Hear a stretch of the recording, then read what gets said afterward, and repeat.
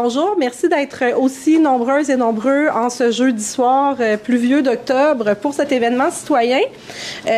Donc, premièrement, moi, je me présente. Je m'appelle Roxane Fortier. Dans la vie, j'enseigne en sciences politiques au collégial à Thetford. Donc, j'ai, par la bande, développé une habitude à organiser des événements de type débat et rencontres là, avec les candidats aux différentes élections. Puis c'est dans ce sens-là que Joanne m'a sollicité là, pour collaborer avec elle sur cet événement-là.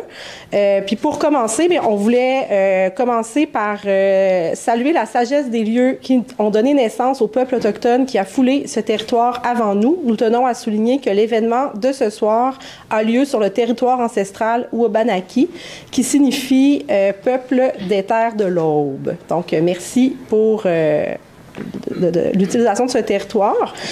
Sinon, bien, bienvenue à tout le monde. Bienvenue à messieurs Marc Morin et Marc Gendron. Merci d'avoir accepté l'invitation. Ce qu'on voudrait peut-être dans un premier temps, puis de façon très brève, simplement, on va vous laisser vous présenter pour que les gens distinguent qui est quelle marque. Là. Ça peut être confondant. Donc, brièvement, vous présenter, mais vous aurez d'autres occasions, évidemment, dans le déroulement de vous faire connaître. Donc, simplement pour que les gens vous reconnaissent. C'est difficile pour moi d'être bref, fait que faites-moi signe si j'en mets trop. Marc Morin, je suis présentement conseiller municipal dans le district Parc industriel. Je suis père de 3 enfants et grand-père de 6 petits-enfants. Fait que je suis un passionné de toutes sortes de choses, un workaholic. J'aime ça travailler, je mets beaucoup de temps. Puis je fais énormément de bénévolat, c'est dans mes gènes. Merci. C'est un record, là. Bonjour, moi c'est Marc Gendron, je suis d'état civil depuis 15 ans, je ne suis pas natif d'ici. Moi et ma conjointe, on a emménagé ici en 2010, on s'est construit une maison dans le domaine du Val-des-Prés, dans le secteur numéro 5 de l'ancienne paroisse. Je suis conseiller municipal depuis 3 ans. Suite à la démission d'Audrey Côté, qui était dans le secteur 5, qui a quitté pour des raisons familiales et autres. Puis j'ai pris le rôle de conseiller à ce moment-là. Moi, je suis directeur de construction industrielle depuis des dizaines d'années. Je dirais de 25 à 30 ans que je fais de la gestion de construction industrielle à l'international. J'ai géré des projets en Angleterre, aux États-Unis, au Canada, de l'Est à l'Ouest, dans les Antilles, en Asie, un peu partout dans le monde. Je suis bilingue à 100%, polyglotte à 35-40%. Je parle 2 autres langues, pas couramment, mais à l'occasion, quand j'ai la chance de parler avec des gens qui parlent cette langue-là. Je dis tout le temps que j'ai un enfant et 2 tiers. J'ai un enfant avec ma conjointe. Ma conjointe avait 2 enfants quand on s'est rencontrés, puis on a élevé les 2 autres qui sont rendus à 19 et 22 ans. Maintenant. Un qui a quitté la maison il y a 3 ans pour joindre la Force armée canadienne, puis le deuxième qui a décidé de rejoindre son frère dans l'armée canadienne au mois de janvier, il m'a quitté. Alors, merci beaucoup. Je me présente, Joanne Saucier. Alors, moi, je suis du mouvement Mères au front d'Arthabasca érable. C'est moi qui a démarré le mouvement en 2020 ici. Alors, c'est quoi Mères au front? Probablement que certains d'entre vous connaissent pas le mouvement. Alors, on est un mouvement non partisan, inclusif, de mères, de grands-mères, d'alliés. On a des hommes d'ailleurs qui sont des sympathisants. Là, on a à peu près 150 sympathisants, là, sympathisantes dans la région. Alors notre mission à nous, c'est de voir, à sensibiliser, rallier la communauté pour essayer de construire un monde qui soit plus vert et plus juste pour les générations futures. Alors voilà. Vous connaissez un peu le mouvement maintenant. Alors, on a la chance aussi de vous accueillir ce soir ici dans la cuisine de la Maison des familles de l'Érable. Alors, ici, à la Maison des familles, dans cet espace-ci, se vivent beaucoup d'ateliers, la plupart des ateliers avec les parents et les familles. Et pour que ça se passe bien, la Maison des familles a 5 conditions gagnantes pour favoriser les saines relations et les saines communications. Et puis, Roxane et moi, on en a choisi 3 parmi ces 5-là. Alors, tout d'abord, fermons nos cellulaires. Et ensuite, soyons à l'écoute de l'autre et respectons son tour de parole. Faisons preuve d'ouverture et de non-jugement. Alors, la place maintenant est à nous toutes et tous. Est-ce que vous êtes prêts, messieurs? Bien sûr. Voilà. Pardon? On n'a pas fait les règles, je l'ai dit. Ah oui, les règles, excuse-moi. Parfait. Donc, on va, avant de questionner, messieurs, je vais juste vous mettre en contexte au niveau des règles. Règle numéro 1, on ne passera pas à Infoman ce soir, s'il vous plaît. C'est la première chose. Après ça, dans le fond, on a fonctionné par un appel de questions là, au public. Donc, il y a peut-être des personnes dans la salle qui ont envoyé des questions. On en a reçu énormément. Donc, il y a eu quand même un travail d'édition, de mettre en commun des questions qui étaient similaires et tout ça. Mais vous devriez normalement retrouver l'essence de ce que vous avez envoyé. On avait prévu 90 minutes dans le déroulement. On est pas mal certain de dépasser juste avec le nombre de questions. On a quand même eu une espèce de limite de temps pour chacune des thématiques. Donc, même si parfois on peut souhaiter approfondir davantage, ce ne sera pas possible de le faire systématiquement. Ceci dit, nos candidats, on est dans un petit milieu. C'est très possible de continuer la discussion avec eux là, d'ici les élections en novembre. Et aussi les questions, dans le fond, nous, on les pose. C'est Joanne, en fait, qui va poser les questions. On respecte l'anonymat des personnes qui les ont envoyées, mais si vous souhaitez vous manifester et dire « oui, ça, c'était ma question, etc. », il n'y a aucun problème, mais nous, on ne prend pas cette initiative-là, dans le fond. La dernière chose, c'est que le but, c'est de comprendre, dans le fond, un peu mieux les visions des deux candidats à la mairie pour faire un choix éclairé et personnel là, lors de l'élection du 3 novembre, hein, c'est bien ça? 2 novembre, bon, c'est ça, je savais que je dirais une bêtise, du 2 novembre, le vote par anticipation. Donc, on va débuter sans plus tarder avec Joanne qui va amorcer avec les questions.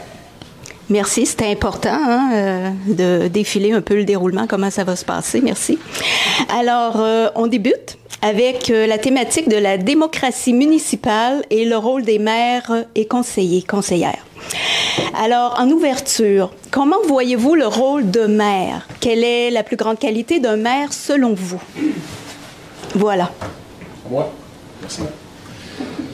Moi, je suis quelqu'un qui a travaillé en gestion depuis plusieurs années, puis j'aime les chiffres. Puis un premier chiffre qui me vient en tête, c'est 34 944. Vous allez tous me dire que c'est quoi ce chiffre-là? Ce chiffre-là, c'est le nombre d'heures qu'il y a pendant 4 ans d'un mandat de maire.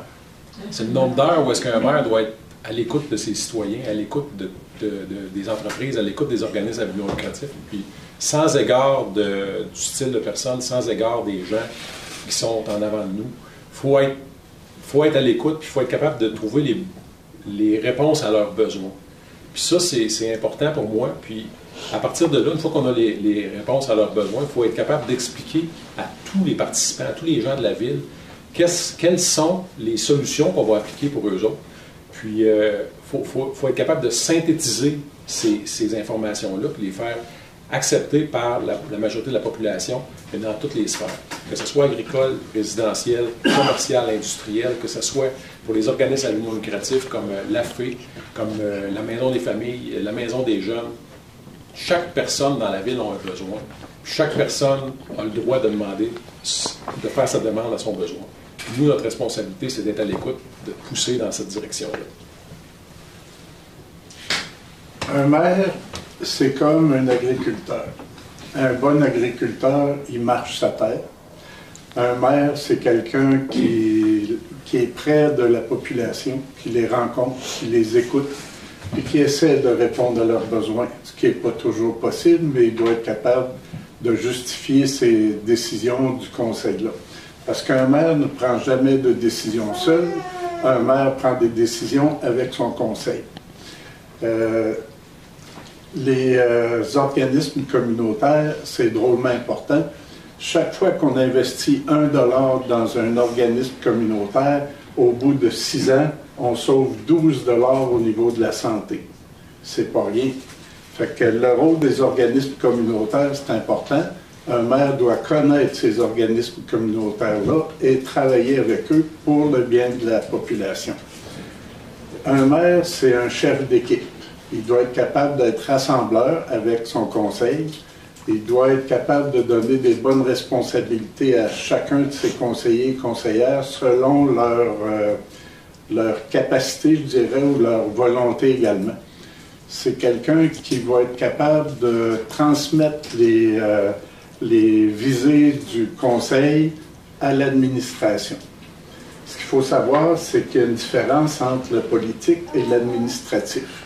Le maire s'occupe de la partie politique et transmet les décisions à l'administratif qui doit s'assurer de faire le reste.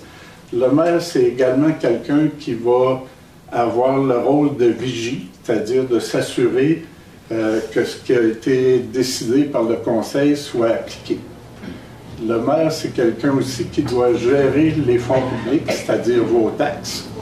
Le maire, c'est aussi un payeur de taxes, ça veut dire qu'il faut que ça soit dépensé intelligemment et toujours en respectant la capacité de payer des gens.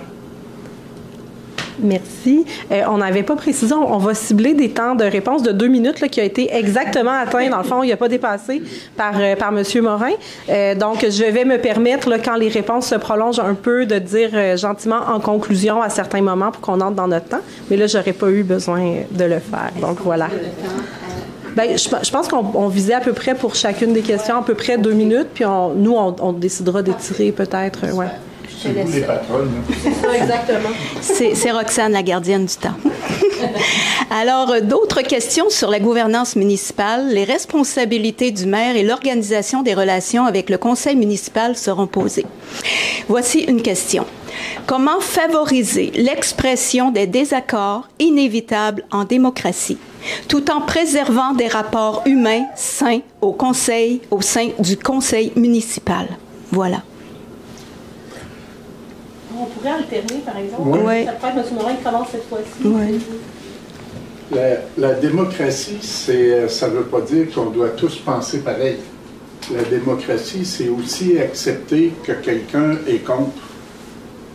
Mais l'important, c'est qu'on finisse par faire un consensus. La personne qui est contre, mais on va avec le vote. Puis, si on l'emporte, bien, on l'emporte. Mais on a le droit de s'exprimer contre l'idée. C'est ça la démocratie pour moi. Mais tout le monde a le droit de parole.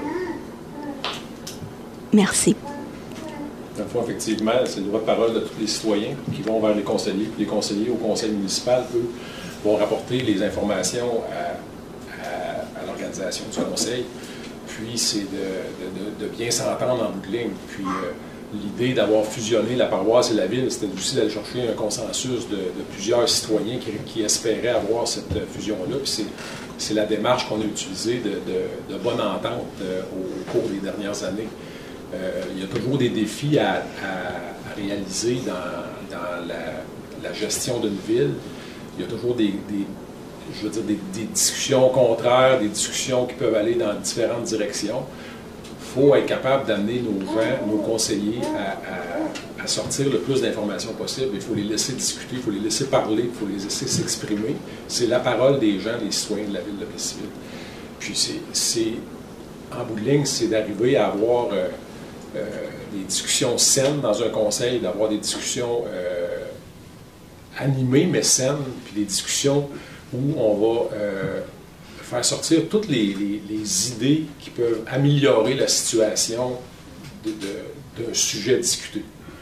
C'est toujours dans cette philosophie-là qu'il faut arriver à unir les gens. Puis, il peut y avoir des gens dans un conseil qui ont une idée différente d'un autre, mais en bout de ligne, on peut statuer un vote ou on peut statuer une décision par majorité ou par consensus total du conseil. Mais il faut qu'en bout de ligne, les choses se règlent, il faut les régler de manière rapide, mais de manière intelligente. Merci. Alors, pour la suite, voici 2 situations qui nous ont été soumises. Première situation. Un conseiller ou une conseillère se montre dissidente ou s'oppose à une position prise par le maire ou par le conseiller. Deuxième situation. Un ou une élue a une vision et des connaissances différentes des autres membres du conseil. Les recherches qu'elle vous partage en atelier de travail s'appuient sur des faits, des données et des exemples concrets de ce qui se réalise dans d'autres villes. Cette personne, par sa force de caractère, argumente, elle exprime son point avec ferveur. La question, Comment voyez-vous ces deux situations et quelles actions posez-vous comme maire pour rétablir le climat? C'est à mon tour. Oui. Bien, dans le fond, c'est carrément une discussion en rapport avec une discordance dans le discours qui se passe. Il faut arriver à être capable d'écouter les personnes puis d'amener les discussions au maximum de la problématique. Il faut être capable de percevoir l'entente du conseiller ou de la conseillère qui est en désaccord avec ce qui est proposé. Puis il faut l'écouter jusqu'au maximum. Dans le cas où on amène un argument qui est différent de la direction du conseil qui vient d'une autre ville, ça ne veut pas dire que l'autre ville est comme Plessisville. Ça ne veut pas dire que Shawinigan est comme Plessisville ou que Trois-Rivières est comme Plessisville. Il faut quand même s'assurer de la véracité. Oui, ça peut fonctionner dans une ville, mais ça se peut que ça ne fonctionne pas ici. Ici, on est une ville plutôt agricole, une ville rurale, si on peut dire, avec une grande surface d'agriculture. Trois-Rivières, c'est moins une ville d'agriculture, c'est plus une ville industrielle. Donc, il faut quand même prendre les arguments qui ont un lien avec notre ville, puis les garder en positif, puis il faut aussi valider la véracité de ce qui se passe ailleurs. Là, mais il faut quand même être à l'écoute des conseillers. Moi, je pense que c'est comme ça que j'ai fait ma carrière, en écoutant les gens, en discutant avec les entreprises avec qui j'ai travaillé dans ma vie. On a fini par s'entendre, peu importe les contraintes. Merci. Moi, j'ai enseigné pas longtemps. Je suis devenu directeur très jeune, avant l'âge de 30 ans. J'ai formé des équipes. J'ai hérité d'équipes dans différents postes. J'ai fait de la gestion de ressources humaines pendant plus de 30 ans, de la gestion de ressources financières. J'ai rencontré des cas, problèmes, beaucoup. Parfois, j'ai été obligé de congédier des gens, mais la plupart du temps, j'ai réussi à rallier les gens puis à les amener à comprendre les différents points de vue. Pour moi, la dissidence, ça fait partie de la démocratie. Tu as le droit de t'opposer à quelque chose, mais à un moment donné, il faut une fois qu'on a fait toutes les étapes pour essayer d'avoir de la médiation ou quelque chose de même, il faut finir par trancher. C'est là où je me situe, moi. Mais j'ai jamais laissé partir quelqu'un. Je vous ai parlé tantôt de congédiement. J'ai jamais laissé partir quelqu'un sans trouver une autre piste de solution pour cette personne-là. C'est comme ça, je pense que la démocratie doit s'appliquer. Merci beaucoup. Troisième question. Depuis le regroupement, la municipalité s'est agrandie, ce qui comportera son lot de projets, de dossiers et d'exigences au niveau de la charge de responsabilité et de travail, une rémunération en conséquence très certainement. La question, comment voyez-vous votre capacité à répondre aux exigences de ce poste et la conciliation avec vos autres responsabilités? C'est à mon tour? Oui. Moi, je suis retraité. Moi, comme je disais, je suis un workaholic, puis en plus, j'ai une autre maladie, j'ai un TDAH pas diagnostiqué. C'est deux maladies qui vont très bien ensemble. Pour être bien, j'ai besoin de travailler beaucoup. J'ai toujours travaillé 70-80 heures par semaine. Je suis un développeur. Je suis pas capable de laisser les choses comme elles sont. Il faut tout le temps que je cherche à les améliorer. Le latin, c'était une très belle langue, mais on l'a encarcané. Puis qui parle latin aujourd'hui? Très peu de personnes. Oui. Un là, non? Okay. C'est la même chose pour une ville. Une ville doit se développer, puis ça va prendre du temps et de l'énergie. Présentement, on a des beaux défis. Je parle de Citadelle, je parle de l'agrandissement du parc industriel. J'ai même rencontré d'autres entreprises qui disent « Marc, il faut absolument qu'on trouve une solution parce qu'il faut qu'on se relocalise. » Puis on ne sait pas où se relocaliser, on commence même à regarder ailleurs. Fait que ça, pour moi, c'est une job à temps plein, la job de maire. Ça ne peut pas être fait à temps partiel. Merci, monsieur. suis content d'entendre que c'est un job à temps plein parce que j'ai des discussions avec mon employeur actuel au niveau de la réduction des heures de travail chez moi, puis même à la limite, peut-être quitter mon emploi. C'est quelque chose qui va être pris en considération. Par contre, j'ai de la difficulté à concevoir qu'un salaire de maire, c'est un salaire pour quelqu'un qui est à sa retraite parce qu'il y a un salaire supplémentaire à la mairie. Je ne suis pas en train de dire que le salaire de maire doit être plus élevé. Par contre, ça laisse la possibilité d'avoir un salaire d'appoint. Le salaire de maire dans une ville de Plessisville, c'est très bien pour la grandeur de la ville. Je suis très conscient qu'il y a eu des questions en rapport avec mon emploi présent, mais financièrement, je suis très à l'aise pour être capable de faire le travail de maire pour le salaire actuel. Donc, cette question-là, elle est très subtile au niveau de comment gérer la ville. Je suis quelqu'un aussi qui a travaillé, comme je disais tout à l'heure, toute ma vie à gérer des projets dans d'autres pays, sans nécessairement être là, à faire des heures de 80-90 heures par semaine aussi. C'est ce que j'ai fait depuis les 25 dernières années. Il faut aussi comprendre que j'ai eu à gérer des projets avec des architectes en Californie et des ingénieurs en Angleterre sur les mêmes projets qui se passaient aux États-Unis. Donc, de travailler de 3 heures le matin à 9 heures le soir, c'est quelque chose qui ne m'a jamais dérangé, et même plus. Il faut être capable de comprendre que la gestion d'une ville, c'est relativement simple pour moi. C'est une ville quand même, je veux dire, petite. Un budget de 25 millions par année.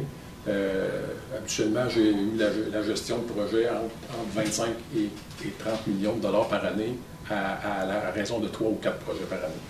Donc, c'est quand même du normal pour moi. Merci beaucoup. J'aimerais ça répondre. Vous avez autre chose à dire? Celui-là, on avait mis 3 minutes par question. Oui. C'était l'autre d'avant, mais c'est l'autre d'avant. On aurait le temps. On a le temps. Okay. C'est vrai que j'ai une pension. Je l'ai travaillé, tout ça. Je l'ai fait. Et s'il y a un maire qui a droit à un salaire, c'est sûr que j'ai droit à ce salaire-là. Je ne ferai pas une job de maire à temps plein, bénévolement, c'est sûr et certain. C'est illogique.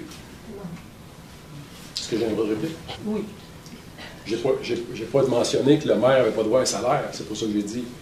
Ce que j'ai dit, c'est qu'une personne qui a un salaire autre que le salaire de maire et qui est capable de faire le travail de maire à temps plein a le droit de le faire aussi. C'est la réponse que je donne à cette question-là.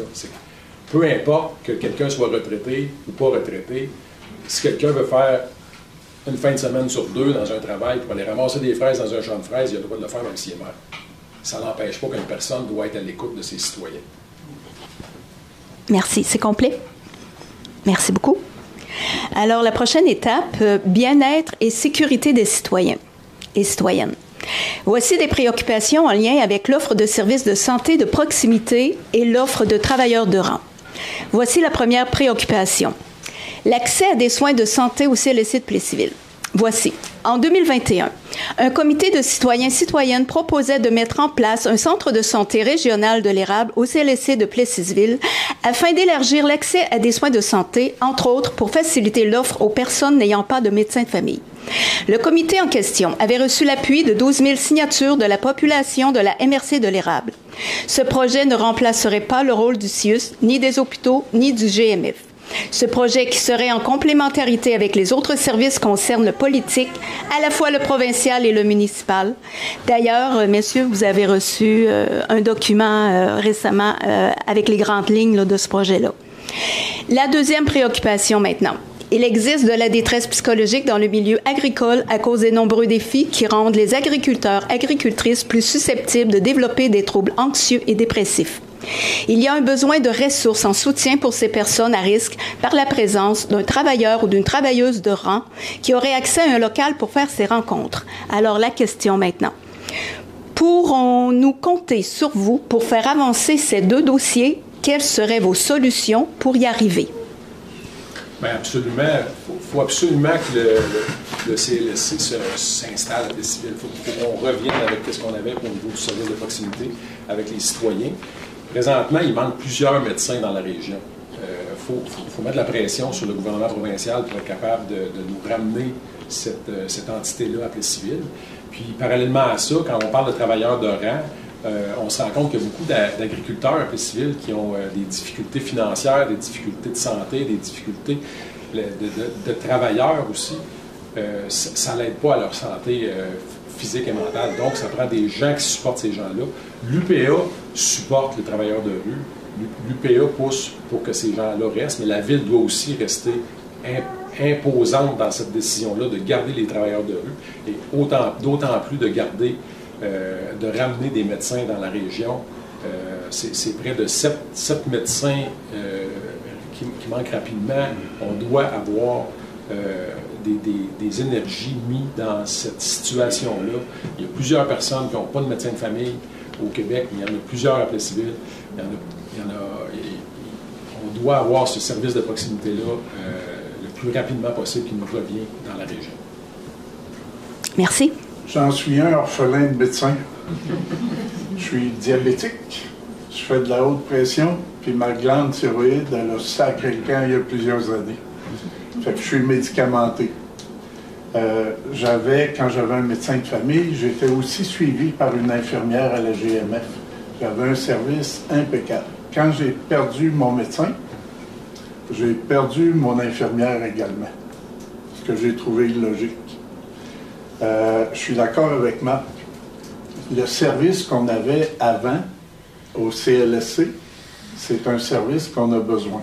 Présentement, on a des super infirmières qui peuvent nous accueillir, mais on me disait qu'au début, il allait répondre à la liste des gens qui étaient sur une liste d'attente pour rencontrer un médecin. Quand tu ne vas pas bien, tu as besoin d'un médecin là. Pas dans 3 semaines, pas dans 6 mois.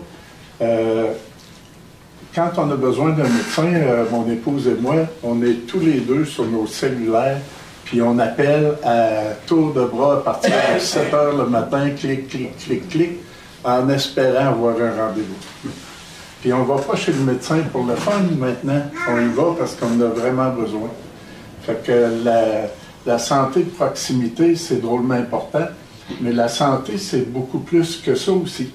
La santé, c'est d'avoir une ville active, avoir des parcs où on puisse aller, avoir un parc sportif développé. C'est d'encourager les gens à bouger. Je vais à la FADOC une fois de temps en temps, puis ça joue au baseball push, ça joue à toutes sortes de jeux. C'est merveilleux. Ils ont même des activités physiques. Aujourd'hui, je suis allé à Providence, je suis arrivé en plein cours d'éducation physique. Merveilleux. C'est ça que ça nous prend. La marche, là, c'est le fun de voir les gens marcher. C'est le fun de voir des gens faire du vélo. Je suis bénévole chez Giguère Vélo pour donner des 2e, 3e et 4e vies à des vélos. C'est le fun de voir les enfants partir en vélo avec leurs parents. C'est ça que ça prend. Mais un CLSC, comme on avait avant, pour moi, c'est indispensable. Puis, il faut être proactif pour aller chercher des médecins. Ce que je veux dire, c'est que le GMF, on a été bloqué par certaines personnes, puis tout ça, ils comprennent pas que c'est pas ces médecins-là qu'on veut pas, qui sont pas compétents, là. Mais ils font partie d'un GMF et nous avons un complément. On avait un CLSC, puis on l'a perdu. C'est bien dommage, ça. Puis là, il ne faut pas oublier que la maladie mentale monte et c'est épeurant. Ça comprend la dépression, ça comprend les maladies au niveau du stress puis tout ça, mais c'est assez large. Et nous, en revanche, bien, moi, je suis une pharmacienne retraitée, là, mais les téléphones se ramassent toujours à la pharmacie. Et c'est triste de voir comment la population a besoin de juste un conseil pour être référé puis tout ça. Fait qu'en perdant le CLSC, nous, on allait chercher des médecins en fin de carrière. Puis, il y a beaucoup de médecins qui sont intéressés à venir faire 3 heures, 6 heures. Et le beau de tout ça, c'est que si vous avez un médecin de famille, vous consultez à 3 heures du matin, mettons, la maman se lève, son bébé est dedans. Le lendemain, parce que nous, on va avoir 2, comment on dit ça, là, des un secrétariat de jour et un secrétariat de nuit. De sorte que lorsque la personne va quitter, le suivi va se faire avec son médecin de famille et le rendez-vous du suivi au GMF va être fait aussi. Mais les personnes qui n'ont pas de médecin de famille, ben ils vont venir, puis là, ben on va dépanner pour tout ça. Mais c'est de première ligne, là. Un infarctus du myocarde, ben c'est sûr que nos ambulanciers qui sont formés pour ça vont monter tout de suite à Arthabasca. Tu sais, c'est ça qu'il faut comprendre, là. Fait qu'on ne va pas en compétition avec eux, puis ils perdront rien. Sauf qu'ils ne veulent pas nous rencontrer pour qu'on leur explique. C'est pour ça, Mme José, que je dis qu'il faut être proactif. Comme on l'a été, Marc, hein, puis avec la venue de nouveaux médecins, on s'est engagé à donner 10 000 parce qu'ils payent un loyer quand ils vont à la GMF. Fait qu'on s'est engagé à donner 10 000 pour 3 médecins. Moi, j'ai vécu dans ce monde-là. Là. Je vous le dis tout de suite. C'est correct de leur avoir donné. Là. Je ne sais pas qui va en profiter. Mais c'est pas ça qui fait venir les médecins. Merci. De leur donner un montant d'argent parce que j'aurais peut-être une sous-question pour les candidats à ce moment-là. Dans le fond, on parle quand même d'un CLSC ou quoi que ce soit. C'est de juridiction provinciale. Donc, comme maire, comment on fait pour convaincre ce palier de gouvernement-là d'investir ici? Parce que c'est ça le rôle que l'un de vous va devoir jouer pour mener ce dossier-là. C'est à mon tour. J'ai perdu le fil, mais... Dans ma vie, j'ai travaillé avec des députés, beaucoup de députés. J'ai commencé avec Jacques Barry au début de ma carrière. C'est grâce à des députés, souvent, qu'on va chercher ce qu'on veut. Si on a un centre de formation professionnelle à Plessisville, on le doit beaucoup à Jacques Barry. Quand ton projet devient le sien, il travaille fort. J'ai travaillé aussi avec beaucoup de ministres, plus que mes employeurs.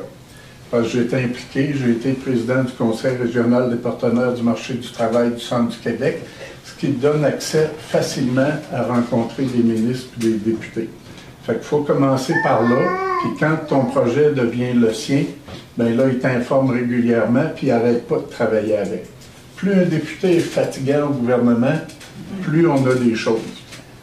Fait que c'est comme ça. Il faut d'abord que notre député présente notre projet qu'il n'a jamais présenté. Oui, effectivement. La politique, de toute façon, on va demander que nous, locaux. Et ça va être notre travail aussi comme maire d'être fatigant auprès de notre député. On va laisser M. Gendron répondre à la question. Puis, ça va être possible d'approfondir les sujets et les technicalités là, par la suite, là, sans doute, auprès des candidats. M. Gendron? Dans un premier temps, ça prend quand même un député qui est au pouvoir. Si on n'a pas un député au pouvoir, c'est très malheureux pour nous. Là, mais on avait un député au pouvoir, il n'a pas présenté le dossier. Puis là, on a un député qui n'est pas au pouvoir. Donc, il y a encore moins de chances que le dossier soit présenté. Donc, ce qu'il faut avoir, c'est un député au pouvoir. Nous, présentement, on a un député Parti québécois, un gouvernement caquiste, peut-être en descendant, pente descendante. Il faut aussi être un fervent négociateur avec les députés, avec les gens du CIUS, avec les gens de la région, pour être capable de justement les convaincre à venir voir Plessisville, puis convaincre la demande de Plessisville, puis faire comprendre le besoin des gens. Puis le besoin est criant. Puis Mme José l'a dit tout à l'heure, la santé mentale, ça ne va pas en descendant, ça s'en va en montant. La santé physique aussi. La quantité de personnes qui n'ont pas de médecin de famille dans la ville, pour personne ne lève sa main ici, mais il y en a peut-être plusieurs dans la salle qui n'ont pas de médecin de famille. Faut que ça revienne aux gens de la région, ce service-là. Tout le monde paye pour ce service-là. Tout le monde paie des impôts, c'est pour un service de santé qu'on n'a pas. Puis on paye beaucoup d'impôts pour ce service qui est inexistant présentement ou pratiquement inexistant. Il y a des cliniques médicales privées, il y a des cliniques médicales des GMF. C'est pas tout le monde qui a accès à ça. C'est pas tout le monde qui a les moyens d'aller au privé. C'est pas tout le monde qui a les moyens d'aller, qui peuvent aller au GMF parce que c'est pas tout le monde qui a le médecin de famille ou peu importe. Mais il faut vraiment qu'on mette de la pression sur le gouvernement provincial pour que ça revienne dans les régions comme la région de la MRC de l'Érable.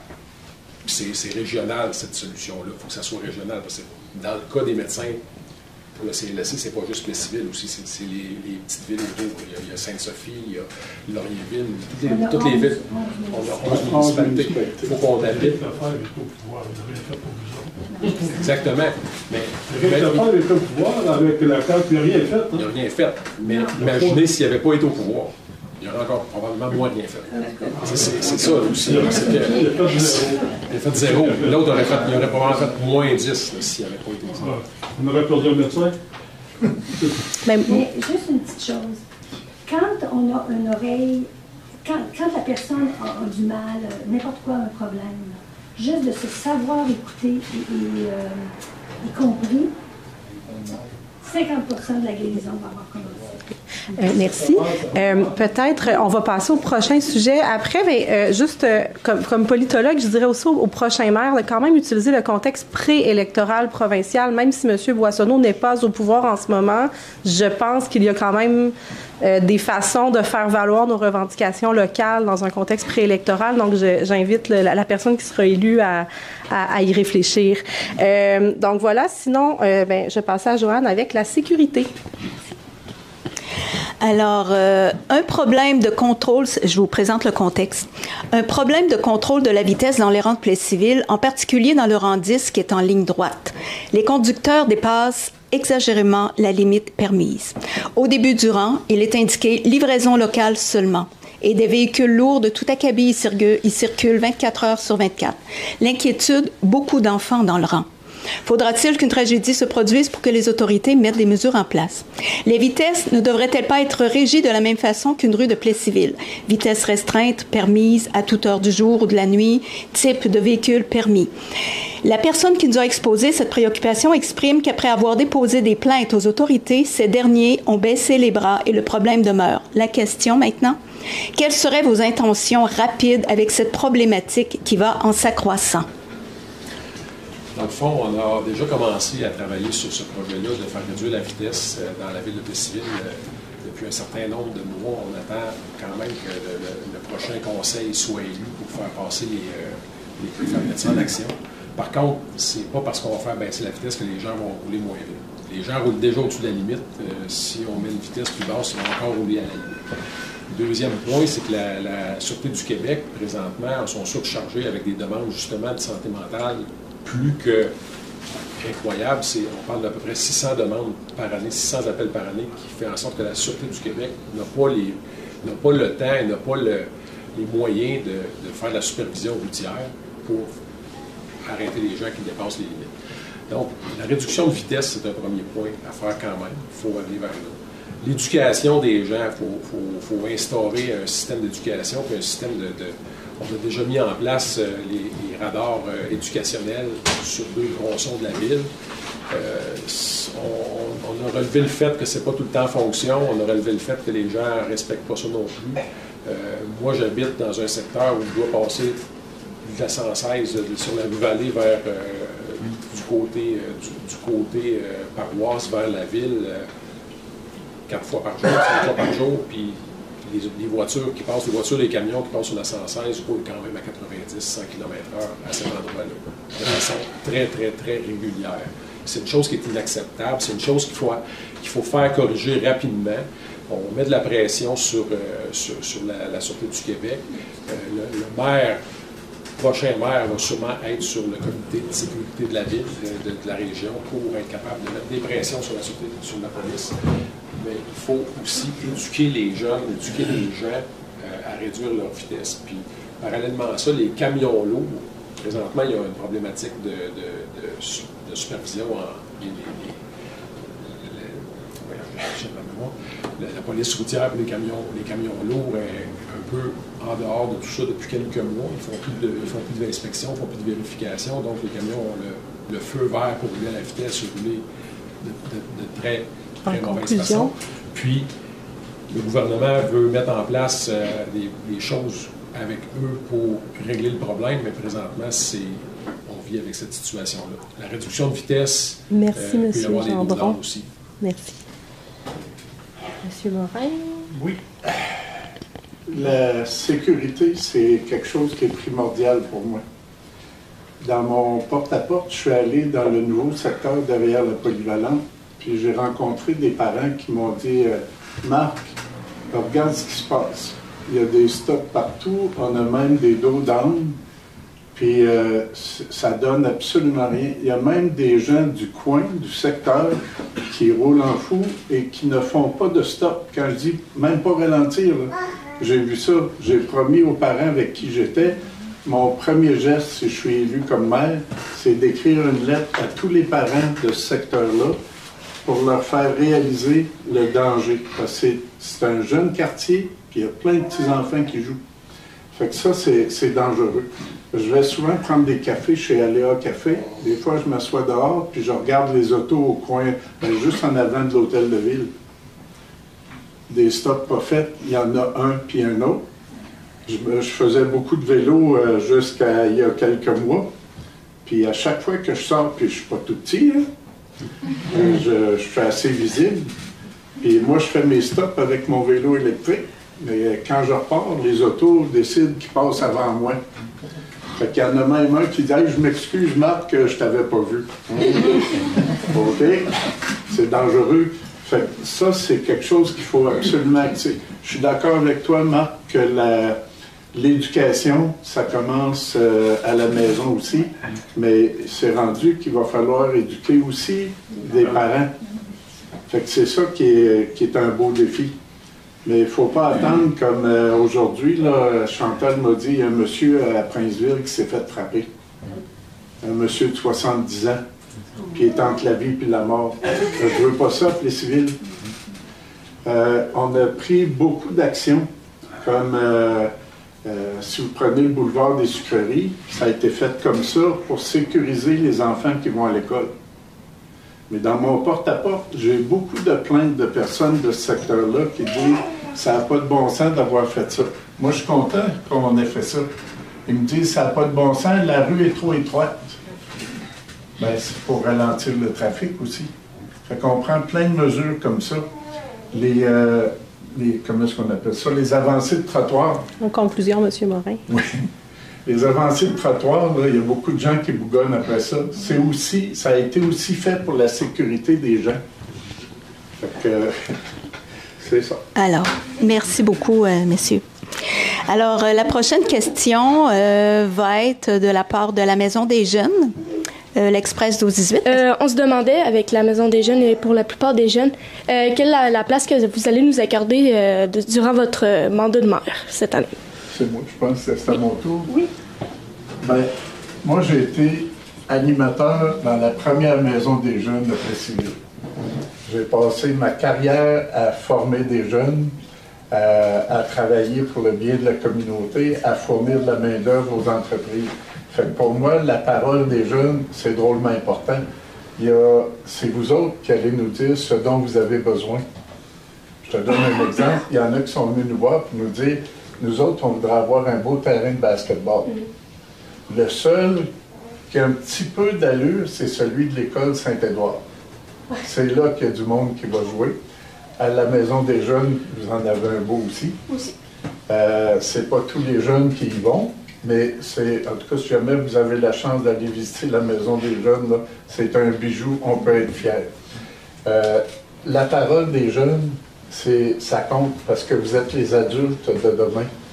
Puis le fait que vous vous impliquez comme ça, ça va faire des bons adultes. Puis vous allez continuer de vous impliquer plus tard. Moi, c'est une promesse. Tu sais, moi, quand je regarde les jeunes, c'est l'avenir du monde. Aujourd'hui, c'est avec vous autres qu'on va créer le monde de plus tard. Puis vous êtes très, très important dans une société. Il faut qu'on vous encadre dans le bon sens, il faut qu'on vous aide dans le bon sens, il faut qu'on vous appuie dans vos projets, il faut qu'on vous appuie dans vos idées, dans vos rêves.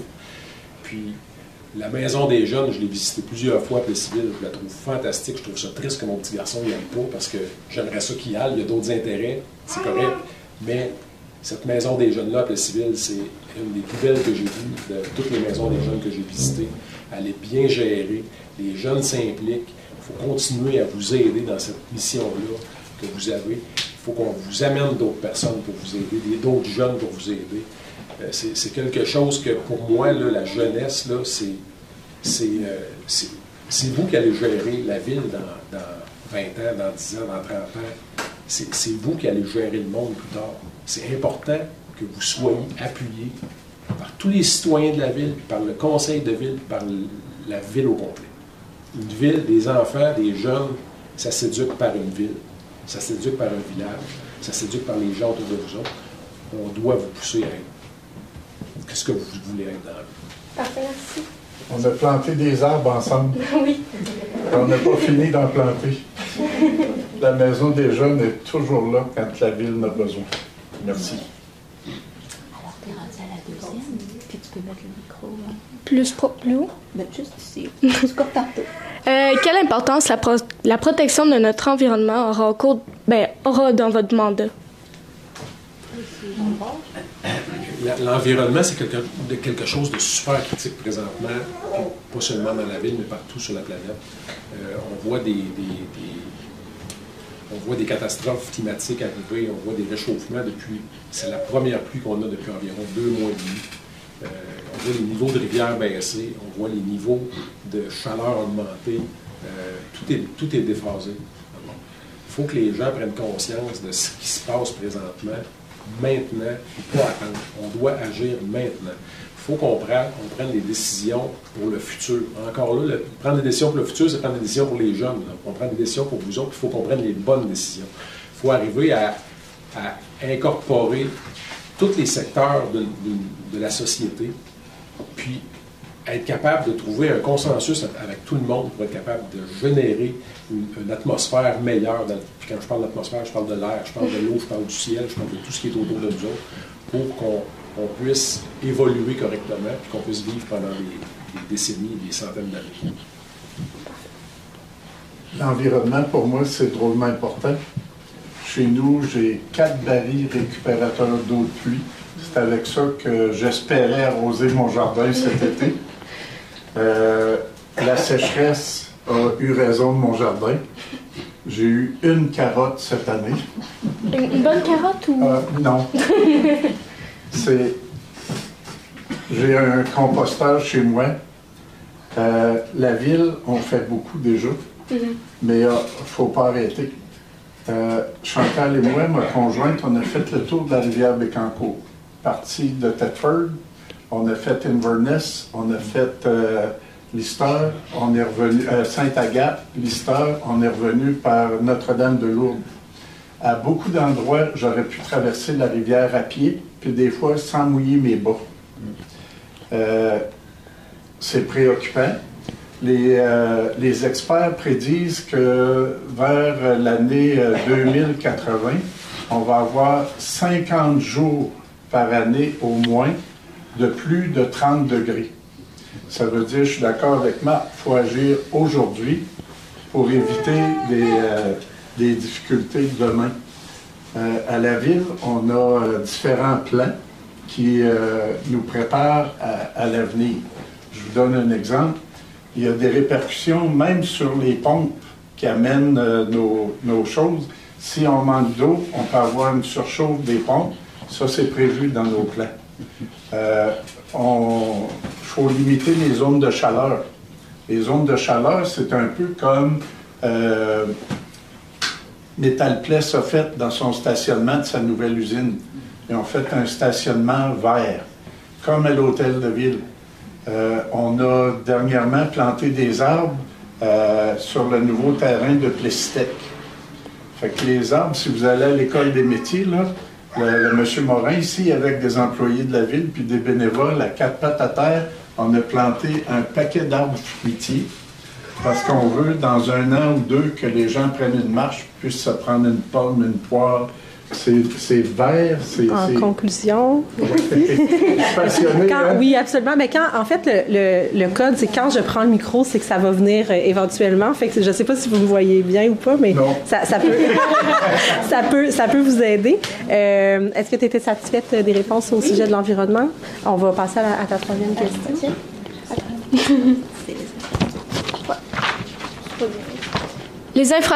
Les infrastructures sportives se développent de plus en plus à Plessisville. Pouvons-nous espérer voir la réalisation d'un terrain de basketball accessible à tous, extérieur à ceux des terrains scolaires de la Maison des Jeunes et de la Maison des Jeunes?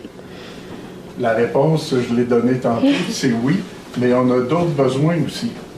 On a le pickleball qui se développe de plus en plus. Le pickleball demande aussi des terrains intérieurs. Présentement, les joueurs de pickleball de Plessisville vont à Princeville l'hiver. Fait que ça, c'est une demande. Les gymnases de l'Érable, ils ont besoin d'un endroit. Fait que ça aussi, il faut y penser, il faut y travailler. Fait que là, on est en train de parler d'infrastructures possibles. Puis, il y a des mouvements de bâtiments qui pourraient s'opérer prochainement. Fait que, quand je dis prochainement, ça peut être dans 1 an, dans 2 ans, mais qui pourraient nous permettre de faire des aménagements sportifs aussi intérieurs.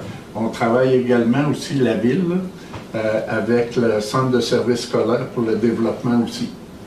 Fait qu'on a des beaux projets devant nous. Alors, le terrain de basketball serait peut-être là. Rapidement. Parfait.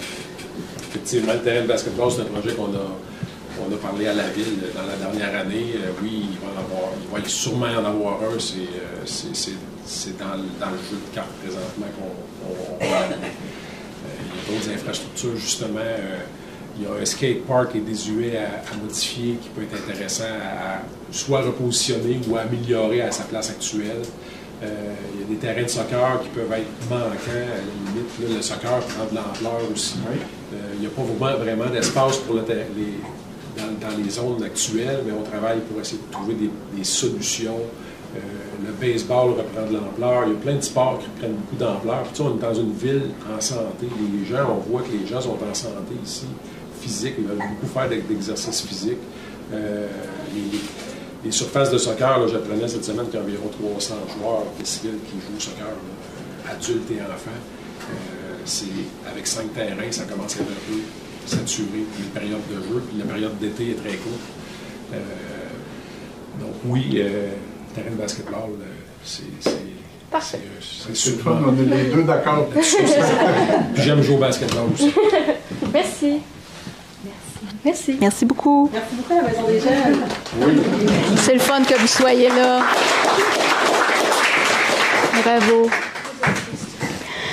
Alors, pour la prochaine question, voici le contexte. Il y a environ 3 ans, en collaboration avec la Maison des Jeunes, l'Express 12-18 et la Maison des familles de l'Érable, je me suis impliquée en tant que maire au front pour créer 2 chaises des générations avec les enfants, le personnel éducateur et des parents. Ensuite, évidemment, on a livré une chaise avec les organisations là, à la ville. Dans ce temps-là, le regroupement n'était pas fait. Donc, au conseil, à la salle de séance de conseil municipal de la ville de Plessisville et aussi à la paroisse. Alors, ma question était, qu'est-ce que cette chaise représente pour vous? Je pense que vous avez répondu. La prochaine, toutefois, à quel moment vous vous êtes référé à cette chaise en fonction de prendre les meilleures décisions pour les générations futures? Vous en avez une petite ici que je vous ai mis devant vous. À quel moment vous vous êtes vraiment référé à cette chaise? Est-ce qu'elle a servi? C'est à toi. Monsieur Chandron, ça a l'air. Ma réflexion à moi, c'est à la journée que vous êtes venu la présenter à la paroisse, parce que vous êtes venu la présenter avant la fusion. Oui, avant le regroupement, oui. Puis cette chaise-là, je pense que tous les conseillers auraient aimé l'avoir. Tout le monde devrait avoir, toute la population devrait avoir une chaise pour se rappeler que c'est pour la jeunesse. La jeunesse, c'est le futur, puis c'est à ce moment-là que le conseil m'a touché, la rencontre m'a touché le plus. Dans mon cas, à moi, c'est vraiment la journée qu'on a reçu la chaise. J'ai trouvé ça fantastique. Les décisions doivent être prises en fonction de l'avenir de l'avenir et l'avenir de nos jeunes. Ma question était la suivante. Est-ce qu'elle a servi vraiment à votre réflexion et à vos décisions? Dans mon cas, moi, toutes les fois que je me présente dans la salle du conseil, je regarde si les chaises sont là. Parce que la salle du conseil, elle sert des fois à des juges de paix, fait que pour des décisions de contravention, tout ça. Puis à chaque fois, je m'assure que les 2 chaises sont là. Puis ça me rappelle à chaque fois l'importance de l'environnement pour le futur de nos enfants. Fait que je ne voudrais pas les voir disparaître, ils sont là pour rester. OK. Ça ne répond pas à votre question. Non, mais c'est pas grave. On a quand même du temps. Parfait. Dans les 2 cas, nos décisions sont prises en fonction de cette chaise-là, en fonction de l'avenir des jeunes. C'est pas à une décision ou l'autre. C'est qu'on pense aux jeunes. Moi, je pense aux jeunes quand je prends une décision au Conseil des villes. c'est eux qui vont nous surpasser éventuellement. Puis, il faut penser à ça pour toutes les décisions. Mm-hmm.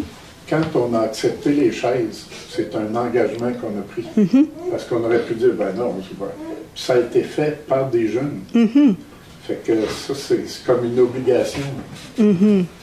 Oui, je comprends. C'est vrai que c'est très important. J'ai une proposition pour vous en tant que maire au front, toutefois. Vous pourriez en mettre une dans votre salle d'atelier de travail.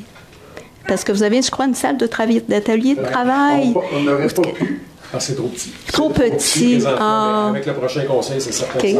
Parce que de l'avoir devant soi, peut-être que ça peut influencer davantage. C'est tellement serré dans la salle qu'avec les 11 conseillers, 2 maires, parfait. 2 employés de la ville qui sont avec nous, on est 17, presque 17, 20 ans. C'est une proposition. Mais oui, la proposition est retenue. Parfait. Elle devrait même être surélevée. Oui, peut-être, oui. Mais oui, elle pourrait peut-être être suspendue. Je pense que c'est ça qu'il avait fait à Inverness, je crois. Bien, je vous remercie, messieurs. Alors, la prochaine, maintenant, développement durable et transition socio-climatique.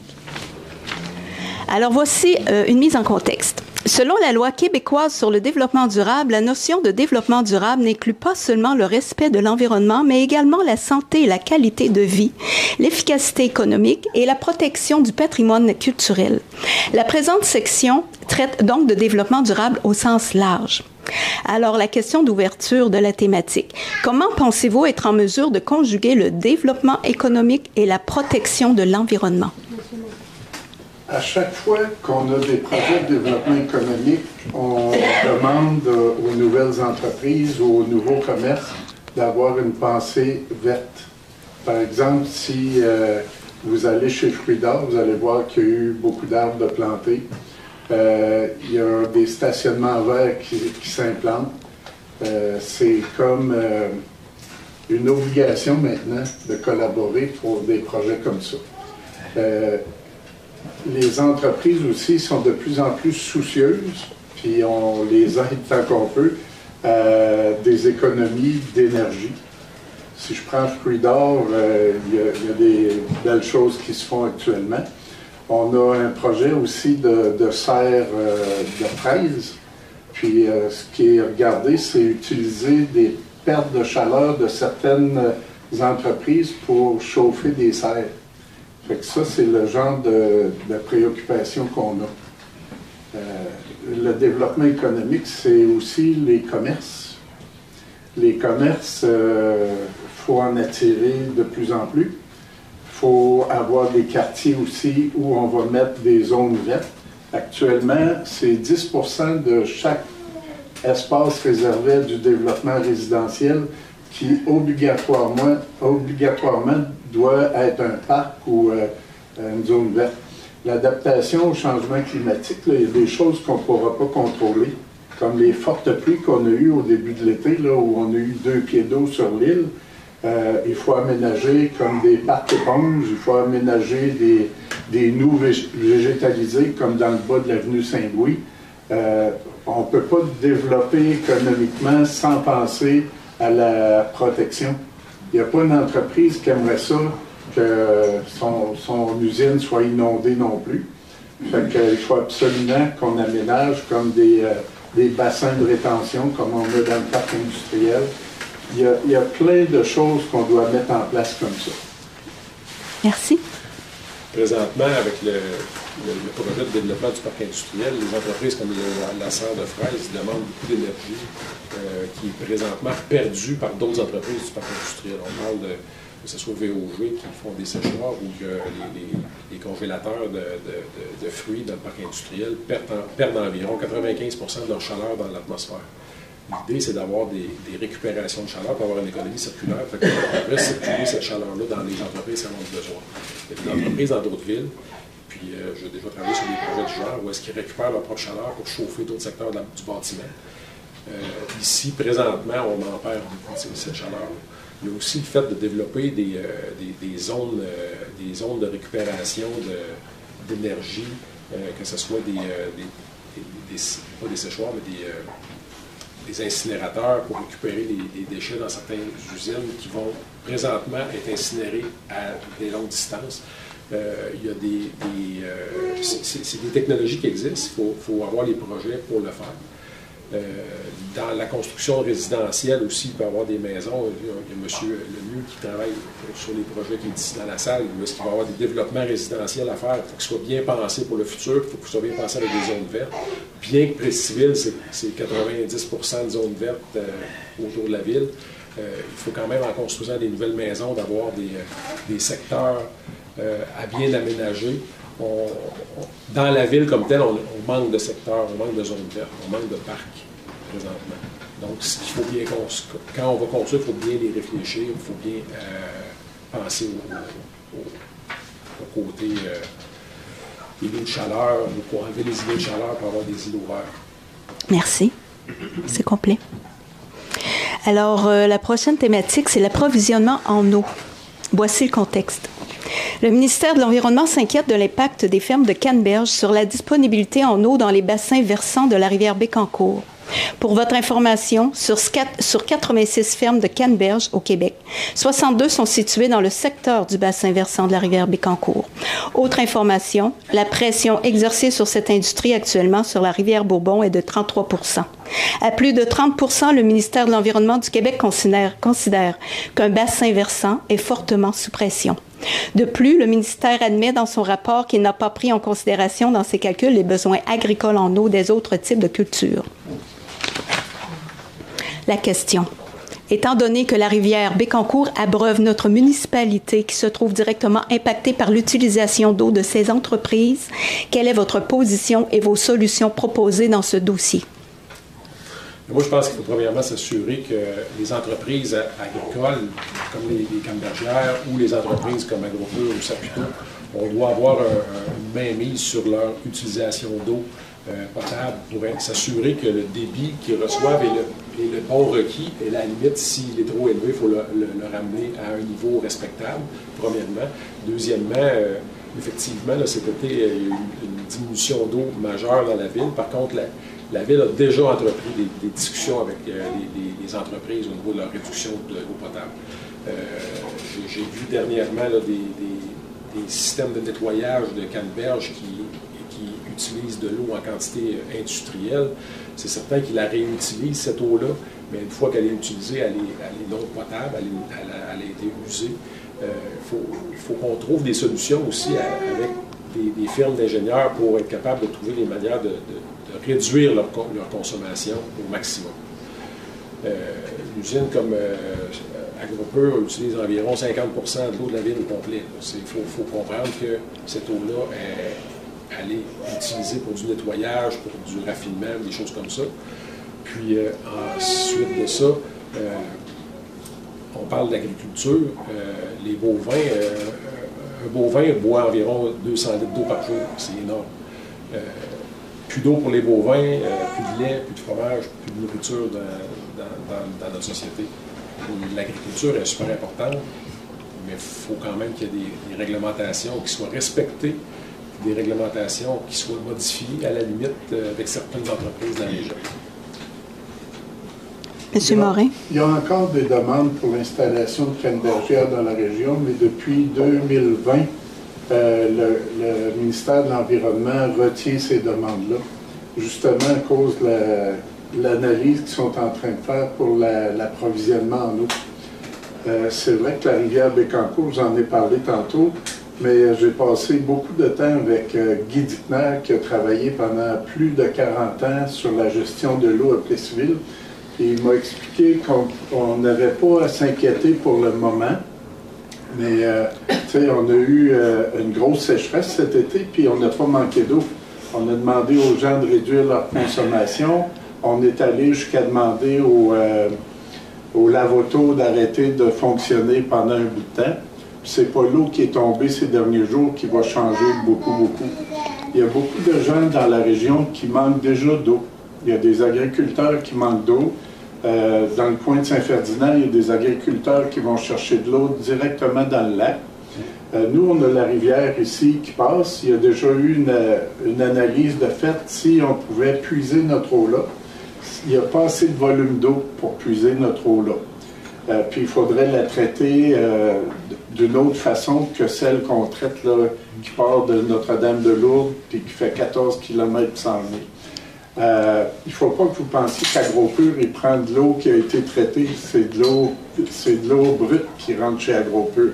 Mais Marc a raison, on travaille depuis un bon bout de temps avec eux pour essayer de diminuer la quantité d'eau contractuellement qu'ils ont droit.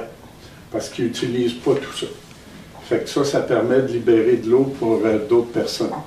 On est à se questionner aussi sur d'autres places pour aller chercher de l'eau. Vous rappelez-vous l'ancienne source, là?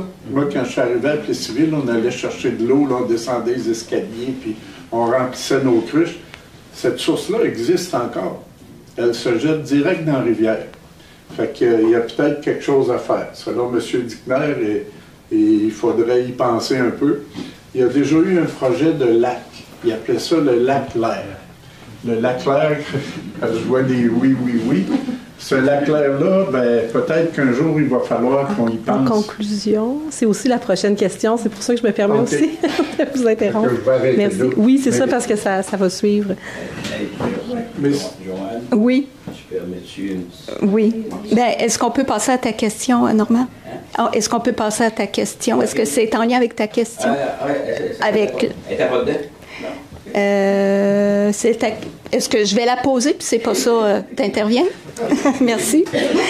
Alors, la ressource d'eau étant préoccupante auprès des agriculteurs et agricultrices de la communauté rurale de Plessisville, c'est ça? Il faut prévoir un plan B en amont pour répondre à ce besoin.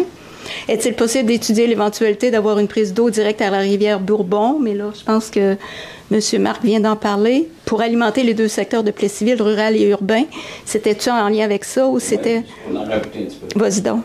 Parce qu'actuellement, avec la sécheresse qu'on a, on a connu ça il y a 4 ans. Je m'excuse, pourrais-vous lui passer le micro? Avec la sécheresse qu'on a présentement, il y a 4 ans, on a manqué d'eau. En dessous du menton, OK. Bon, correct. Puis, et puis, on a couru après l'eau. Fait qu'on est venu secourir à la ville de Plessisville, mais on n'était pas affiliés dans le temps. Fait que pour faire une petite histoire courte, on s'est fait dire qu'on n'était pas chez nous. Ça nous prenait environ 5000 gallons d'eau par jour. Fait qu'on a pris 4 fois. Puis après ça, où on la prend l'eau? Il y avait des marmites d'eau morte à quelque part. C'était pas trop simple pour nous autres. Fait que s'il y avait une réserve d'eau dans la rivière Bourbon, où on pourrait épuiser l'eau directement, et puis toutes les fermes ils ont un traitement d'eau. Parce que la tragédie, là, j'ai été à Saint-Ferdinand et Saint-Fortunat, tout ça, la tragédie, c'est quand il n'y en a plus, puis tu as des animaux à alimenter, puis tu n'as pas de trou d'eau, il n'y a pas dans la rivière, il n'y a pas de trou d'eau. C'est un plan B, puis ça serait urgent que ça existe. C'est dans ce but-là. Merci. Vous savez, quand j'ai parlé dans l'avenir, il prévoit au moins 50 jours par année où il va faire plus de 30 degrés. Ça se peut qu'on ait des gros coups d'eau, mais ça se peut qu'on ait des grosses sécheresses aussi. Fait que moi, je vois pas d'inconvénient à ce que les agriculteurs viennent chercher de l'eau dans la rivière ici. Je ne vois aucun inconvénient. À Saint-Fer, ils permettent aux agriculteurs de l'épuiser de l'eau dans le lac pour leur ferme. Mais ça va toujours être dans une façon de contrôler aussi tout ce qui part pour pas assécher. Puis, fait que c'est une question de contrôle puis de regarder ce qu'on fait. Si le ministère de l'Environnement hésite à ouvrir d'autres cannebergières, c'est parce qu'il se base actuellement sur des chiffres dans les années futures, quand ça va être le pire. Fait que c'est pour ça qu'il se base là-dessus. Cette année, on n'a pas manqué d'eau, les cannebergières n'ont pas manqué d'eau. Ce qui m'inquiète le plus, moi, c'est pour les acériculteurs, parce qu'on me dit que c'est à ce moment-ci que les arbres puisent leur eau. Fait que ça, je ne sais pas ce que ça va donner l'automne, le printemps prochain. Mais juste voilà, je vais ajouter un petit quelque chose, c'est que le ministère n'empêchera pas le développement, il va juste comme baliser davantage. Ouais. C'est ce qu'on a lu. Tu dois avoir lu le même article que moi. Exactement. Ouais. Ce qui fait que le développement risque de continuer. Et si vous écoutez Canneberge en eau trouble de l'émission La Semaine verte, vous allez tout comprendre. Ouais. Alors voilà. Monsieur Gendron. Oui, je m'excuse, monsieur. De ces demandes-là, le bassin du Lac-Clair pourrait être une solution si les études le démontrent. Bon, c'est sûr qu'il faut aller en études pour faire. C'est pas une décision qu'un maire va prendre. C'est vraiment une étude qui va se faire pour avoir un bassin de récupération. Aller puiser l'eau dans la rivière Bourbon, ça prend absolument des études. Donc, effectivement, il faut trouver des solutions. Il faut amener des solutions pour équilibrer tout ça. Un bassin de récupération, c'est pas quand on parle d'acériculteurs, c'est pas le bassin de récupération, c'est pas la puise dans la rivière Bourbon qui va aider les acériculteurs non plus. C'est une question de pluie, c'est une question d'eau qui circule. Par contre, pour l'agriculture comme telle, il faut amener des nouvelles solutions. Il faut qu'on soit capable d'aller chercher de l'eau, puis tout en respectant les autres municipalités. Si on crée un bassin dans une région, ça veut dire qu'on enlève de l'eau ailleurs. C'est toute la même eau qui circule partout. Donc, il faut quand même regarder avec conscience, puis avec des études qui peuvent prendre quand même certaines années. Moi, j'ai comme principe qu'on ne laisse jamais personne dans la misère. Ça, c'est bien important.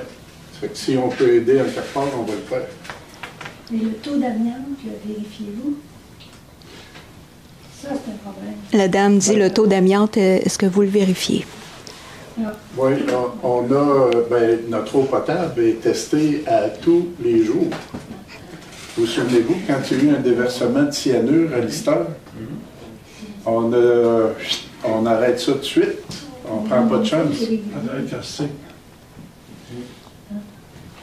y a une question plus tard que je ne veux pas répondre tout de suite. OK. Je continue? Oui. Alors, on est rendu au développement industriel et résidentiel. Alors, les questions sont sur l'agrandissement du parc industriel et sur le logement abordable. Première question. D'abord, c'est une proposition. C'est pas une question, c'est une proposition de solution qui vous est présentée. Avec le regroupement des 2 Plessis-Villes, les besoins au parc industriel seront plus grands. L'UPA a comme mission de protéger les terres agricoles à 0 perte. La solution serait que les 2 instances, la Ville et l'UPA, se rencontrent au minimum 1 fois par année pour trouver une alternative à ce niveau et se donner une direction gagnante-gagnante. C'est une proposition qui a été émise. Oui. OK.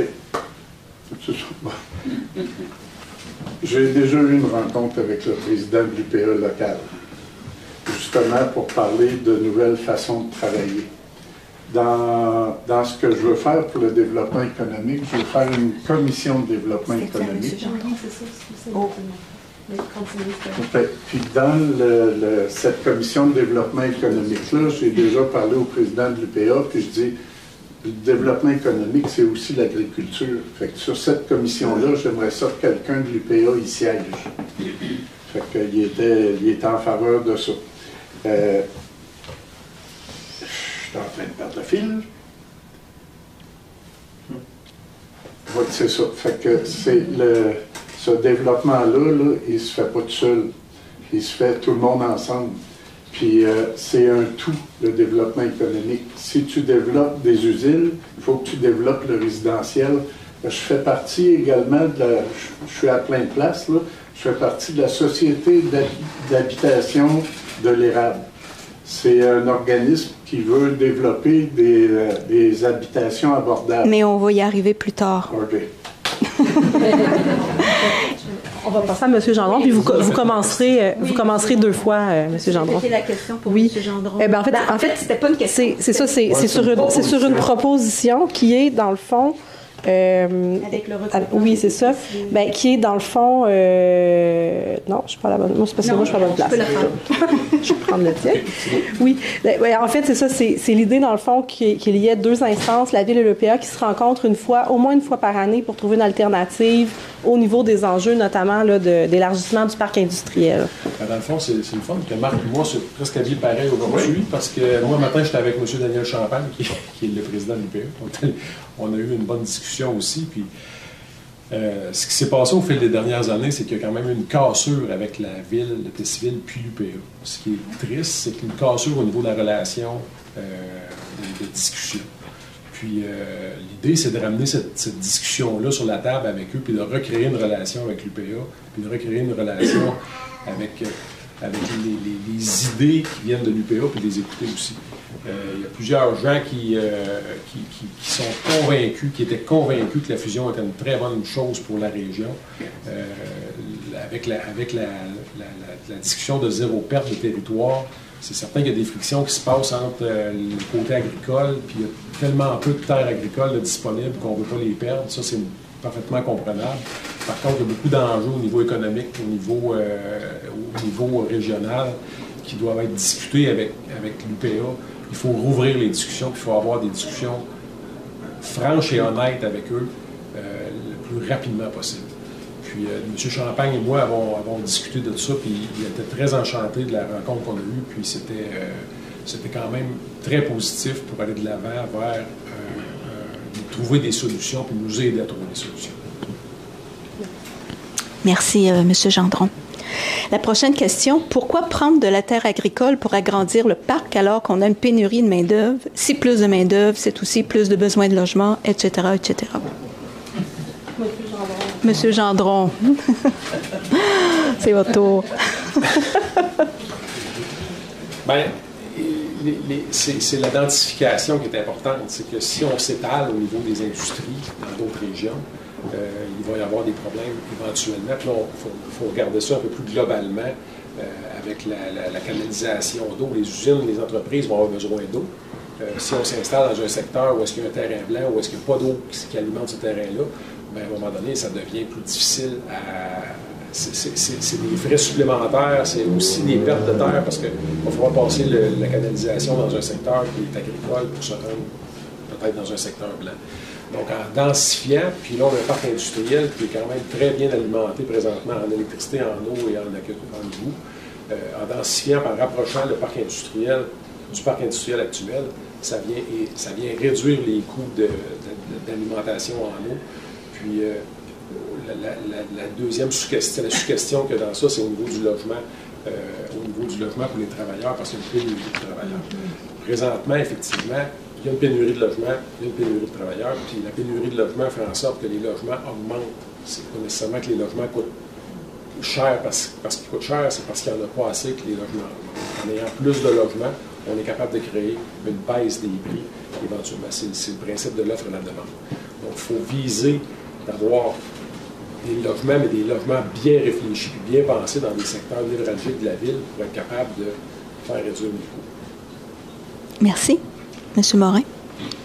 Effectivement, c'est un tout. Moi, j'ai passé ma vie à former de la main-d'œuvre pour les entreprises d'ici puis de la région centre du Québec. Une pénurie de main-d'œuvre, ça se travaille, ça se planifie. Les entreprises sont habituées à faire du day-to-day. De prévoir longtemps d'avance la main-d'œuvre, c'est parfois difficile. Je vous disais que c'est un tout. Quand tu amènes de nouvelles entreprises, tu as besoin de logement. Présentement, je fais partie du conseil d'administration de la Société d'habitation de l'Érable, qui est un OBNL, un organisme à but non lucratif, qui a comme mandat de faire des logements abordables. On a un premier projet qui a été accepté par la Société d'habitation du Québec, qui va être derrière le IGA à Princeville. Il y a 32 logements de prévus. Fait que ça va prendre quelques années avant que ça lève. On a des projets un peu partout. La maison du Sacré-Cœur à Inverness, qui n'est pas utilisée, est prévue pour des logements abordables également. On est en discussion avec le CIUS, parce que ça appartient au CIUS. Puis il y a des projets aussi qui vont s'en venir ici pour Plessisville. Des logements là, qui coûtent affreusement cher présentement ici, il y en a, mais ils ne sont pas pleins présentement. Fait que les gens en ont besoin. J'étais à la Providence aujourd'hui, puis les gens demandaient ça, des logements abordables aussi. C'est drôlement important. La main-d'œuvre, comme je disais, ça se planifie, ça. Puis c'est pas pour rien. Je prends Plessitech où Jennifer Poiré m'a dit qu'il y avait 50% de leur main-d'œuvre qui étaient des immigrants. Chez Machinex, il y en a aussi beaucoup. Dans mon secteur, il y a plein de monde j'ai des Sénégalais, j'ai du monde un peu partout, des Camerounais. Il faut continuer comme ça. Il faut aller les chercher dans des régions qui nous ressemblent. En conclusion. Puis il faut en former. Merci. Vous savez, la formation professionnelle, là, ça mène loin.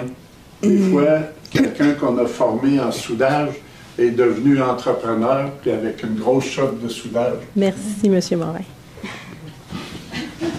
Merci. Alors, la prochaine question était en lien avec le logement abordable. Je n'irai pas avec le contexte, mais la question est la suivante. C'est quoi pour vous un logement abordable et c'est quoi votre plan d'action pour remédier à la situation? On va prendre M. Gendron en premier pour compenser. Dans le fond, comme je le disais tout à l'heure, c'est une question. Pour la première question, nous, c'est quoi un logement abordable présentement? On parle de supplément au logement, de programme de supplément au logement qui équivaut à 25 d'un salaire familial. Si on prend une personne à 30 000 25 ou à 40 000 25 c'est 1 000 c'est presque 1 000 par mois pour un logement. C'est quand même très cher pour un salaire familial de 40 000 c'est très difficile de faire réduire un salaire, pas un salaire, mais un logement pour atteindre le salaire de 40 000 pour être capable de bien vivre. Le programme de supplément au logement offre la différence entre le pourcentage, offre la différence entre ce que la famille peut payer et le logement actuel. Exemple, si le logement est 1 000 puis que le pourcentage que le logement doit être. Le pourcentage donne que c'est 1 000 puis que le logement est à 1 500 le supplément peut payer la différence pour ces gens-là. C'est un programme qui existe. Par contre, d'atteindre ces prix de logement-là est très, très difficile parce qu'il n'y en a pas beaucoup à ces prix-là, en bas de ces prix-là. Deuxièmement, ça revient à l'offre et la demande. Présentement, il manque de logements, il manque de main-d'œuvre pour construire des logements. Puis, ça ne va pas assez vite au niveau de la construction, surtout dans la région ici. Puis, il faut être capable de développer des appartements convenables. Puis, il ne faut pas faire dans des bâtiments cheap pour que ça ne coûte pas cher, pour que les gens s'entendent d'un corridor à l'autre. Il faut que les logements soient bien construits. Mais ça a des coûts. Puis, il y a aussi les programmes comme le PHAQ, qui est un programme d'aide à l'habitation abordable. Par contre, il y a des restrictions.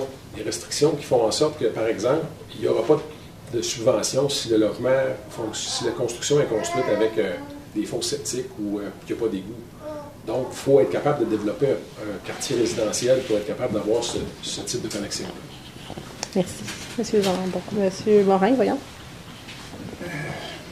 Un logement abordable, il ne faut pas que ça soit plus que 30 du budget.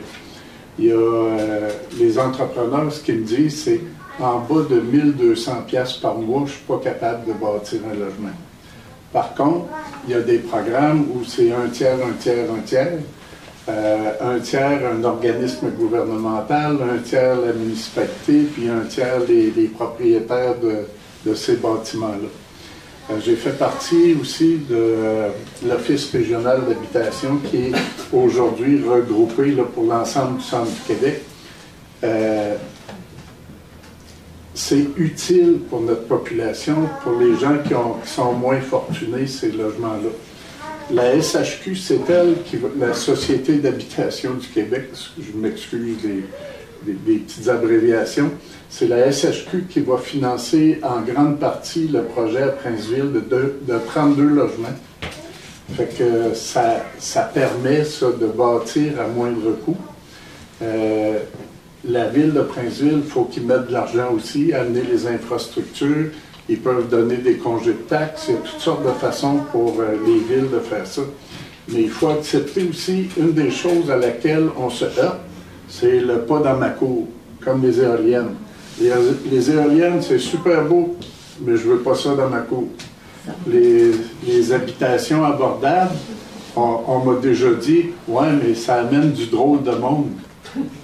Bien là, on a des itinérants chez nous. Ça fait 3 fois qu'on a fait des campements d'itinérants à Plessisville. Est-ce que vous avez des solutions concrètes pour les logements abordables, pour en construire? Vous en avez? OK. C'est pas pour rien, je fais partie de la Société d'habitation de l'Érable. Et ça va se réaliser? Et je vais travailler pour ça, en tout cas. OK. C'est beau pour vous, M. Gendron. C'est ce que je disais, c'est que ça Parfait. prend des nouveaux logements pour être capable de créer une offre de logement qui va aider la demande aussi, qui va faire réduire la demande. C'est une question d'offre et de demande. Les logements abordables vont arriver avec l'offre et la demande, ça prend plus de logements. Ça prend plus de logements, mais ces logements-là sont coûteux et présentement... Exactement, comme quand je dis que les subventions, les aides, c'est un ensemble. Là. On a une ville, on a un parc industriel, on a des logements, il faut construire des logements. Si on n'a pas de parc industriel, pour amener l'eau au parc industriel, les logements qui vont être construits devront absorber les prix d'installation des aqueducs et des égouts. Ça prend quelque chose c'est un ensemble. Tout va ensemble. OK. Donc, c'est complet ou... Oui, bien, des fois, les villes, pour développer des secteurs, on peut mettre aussi une participation financière, comme je disais tantôt. C'est amener les infrastructures, ça peut être à la charge de la ville. C'est complet? Oui. Merci beaucoup. Maintenant, le patrimoine religieux. Quelle est votre position par rapport à notre patrimoine religieux, l'Église Saint-Calix et son presbytère? Bingo! C'est mon dossier. Présentement, j'ai une bonne nouvelle. L'Église n'est plus à vendre. La ville, on a bien travaillé. Puis je tiens à remercier aussi mon ami Gabriel Michaud qui travaille avec nous sur ce dossier-là, puis plein d'autres gens. On a fait nommer l'Église Saint-Calix bâtiment patrimonial au ministère. Ça veut dire que le bâtiment ne sera jamais démoli, à moins qu'il arrive un cataclysme. On a fait protéger l'enveloppe extérieure. On est à songer, on a déjà des plans de fait là, pour regarder des possibilités. Toutes les mesures ont été prises à l'intérieur de l'Église par un spécialiste. On est prêt à avancer. On a fait une première offre à la fabrique qui était 1 $ pour les 3 bâtiments. On a fondé un OBNL, un organisme à but non lucratif. Ça, encore une fois, c'est une idée de M. Michaud. Puis la Ville ne peut pas donner d'avantage à la fabrique. C'est la loi de la laïcité. Alors, l'OBNL pourrait, c'est pas grave, l'OBNL pourrait prendre en charge l'Église, mais supporté par la Ville. On a des projets sur la table. Je vous donne un exemple. Ça ne veut pas dire que c'est fait. Il faut analyser les coûts et tout ça. Notre bibliothèque municipale, elle a été construite pour 10 000 de population. On est 10 000. On a fusionné 2 bibliothèques, 9 000 livres qu'on a récupérés. Ça déborde. On a la Société d'histoire qui occupe le 2e étage de la bibliothèque et qui est extrêmement important pour la ville. Si vous avez la chance d'aller visiter un mardi après-midi, allez-y, ça vaut la peine. Toutes les feuilles d'érable sont là. C'est fantastique. Fait que profitez-en. Vous pouvez aller voir les mémoires vivantes. Le centre d'action bénévole qui cherche un endroit pour se le relocaliser. Éventuellement, il y a la Saint-Vincent-de-Paul qui va chercher aussi un local. Fait qu'on a plein d'idées comme ça qui pourraient se réaliser à court terme. Le seul hic à ce moment, c'est que les subventions sont gelées. Jusqu'à quand, je ne sais pas, parce qu'on peut aller chercher des subventions jusqu'à 5 millions de dollars. Puis il y a d'autres projets aussi qui peuvent être pensés. Là, on a plein d'idées là-dessus. Mais il va falloir s'entendre avec nos amis de la fabrique. Mais présentement, on a une protection de 5 ans sur l'Église. Puis la fabrique est obligée de l'entretenir vu que c'est un bâtiment patrimonial. Notre solution, la solution qu'on propose, nous, c'est que Fatima soit vendue puis qu'on puisse y bâtir des logements. Ça, c'est une des solutions, ce qui permettrait à la fabrique de continuer d'opérer l'église Saint-Calix pendant un bout de temps. Merci beaucoup, M. Morin. Le presbytère, rapidement? Rapidement, presbytère? Monsieur Gendron. Qu'est-ce que tu fais avec le presbytère? Bien là, dans le fond, si j'avais commencé à répondre en premier, j'aurais dit c'est le projet à Marc. Marc m'a demandé d'embarquer avec lui sur le comité de sauvegarde de l'Église. Tout ce qui est expliqué, je suis en parfaite harmonie avec Marc. mais au niveau du presbytère aussi, le presbytère faisait partie de l'offre qui a été proposée à la fabrique. Ils ont fusé l'offre, ils ont affiché l'église à vendre, puis après ça, il y a eu la question de la subvention qui avait été offerte à la paroisse de Notre-Dame de l'Érable, qui a fait en sorte qu'ils ne pouvaient plus vendre l'église à cause de cette subvention-là. Maintenant, ce qu'il faut regarder comme projet, les projets sont tous intéressants, que ce soit la bibliothèque, que ce soit avoir des organismes à but non lucratif, de garder une section religieuse dans l'église, une section sacralisée dans l'église, puis désacraliser une partie. C'est toutes des discussions qu'il y a eu présentement avec la paroisse de Notre-Dame de l'Érable.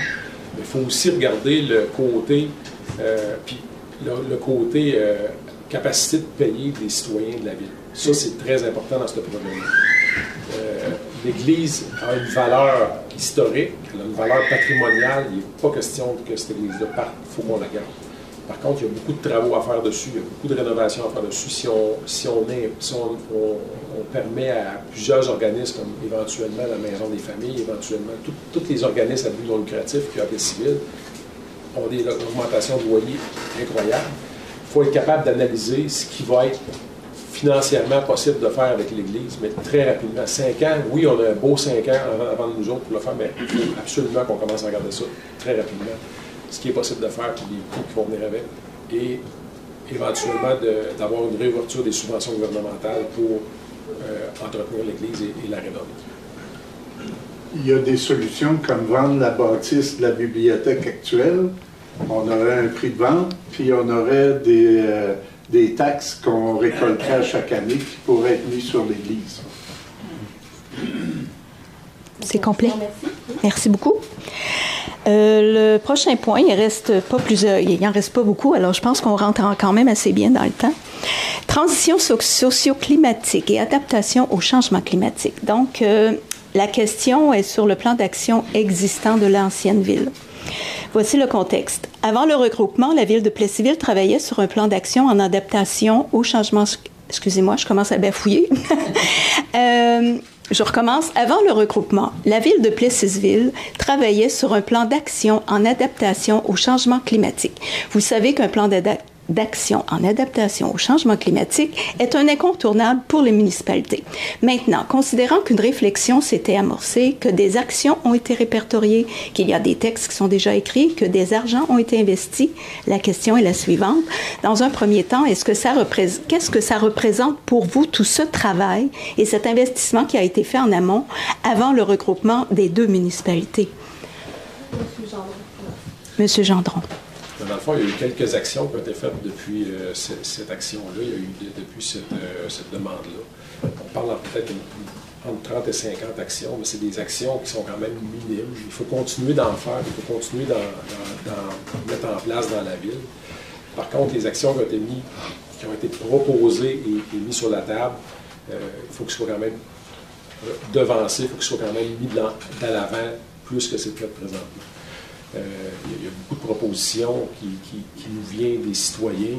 Il faut les analyser, puis bien les proposer, puis bien les amener à la ville pour la transition climatique. OK. Merci. Le plan, il est complexe. Ça a été fait par SNC Lavalin, si je me rappelle bien. Puis avec la ville, ça comprend tous les aspects, c'est-à-dire les bâtiments, le transport, les conditions climatiques, la période de sécheresse, les périodes de pluie abondante, tout ça. Puis ça concerne les bâtiments, ça concerne les cours d'eau, ça concerne tous les aspects qui peuvent être potentiellement touchés par des changements climatiques. Puis il y a des solutions qui sont proposées dans ce plan-là. Il y en a une série. On a, si je me rappelle bien, 82 propositions dans ça. Au niveau du transport, il y a des gestes qui ont été posés, il y a des autos électriques qui ont été achetées, il y a une camionnette électrique qui a été achetée, il y a une trottinette électrique qui a été achetée, ça c'est pour le déplacement de nos employés municipaux. Au début, ça servait aussi à l'autopartage.